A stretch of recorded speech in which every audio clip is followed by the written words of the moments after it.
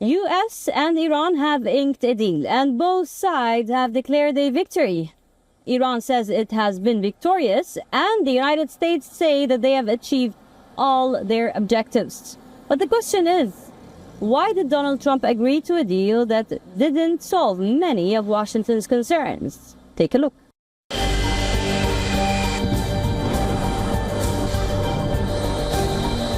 The relationship between the U.S. and Iran has been defined by decades of hostility. Missile threats, regional conflicts, and fears over Iran's nuclear ambitions pushed Washington and Tehran towards dangerous war. But now Donald Trump has chosen a different path, a deal with Iran that aims to stop a wider crisis and avoid a dangerous economic shock. So the one thing I didn't want to see is I didn't want to see economic catastrophe. If you kept this going, that could have happened. But all I know is every time we talked about the possibility of peace, the stock market shot up like a rocket ship. It never went down.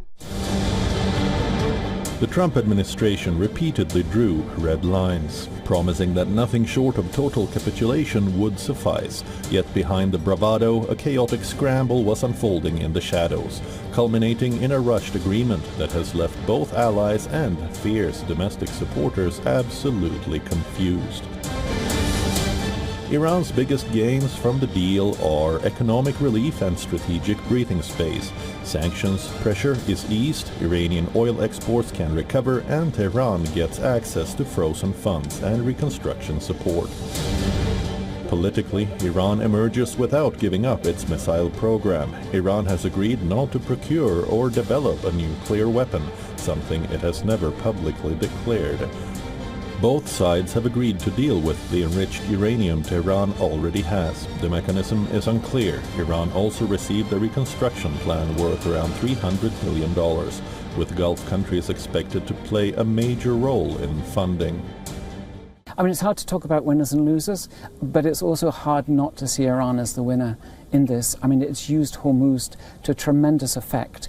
I mean, we now have the U.S. coming in. It's going to give a waiver on Iran being able to export its oil. It's talking about removing all of the sanctions, not only just the U.S. sanctions, but also the UN sanctions, which is not part of President Trump's purview. And then also coming up with a $300 billion reconstruction fund.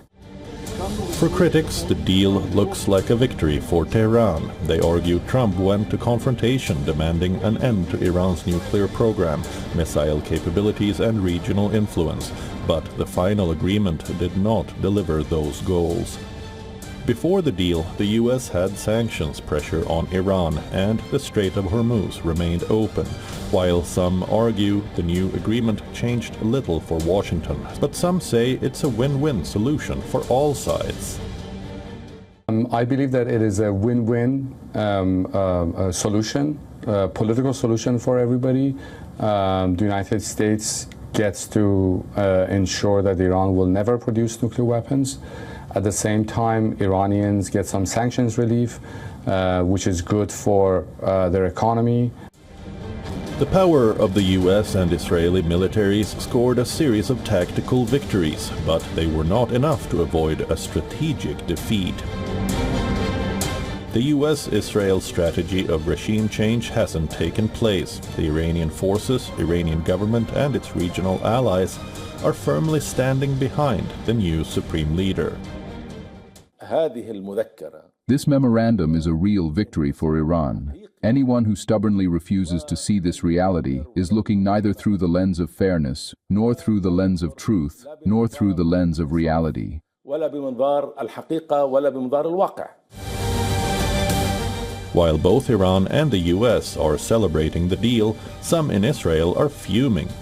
Vice President Vance lashed out at Israeli critics of the Iran deal, saying Donald Trump was Israel's only ally left in the world.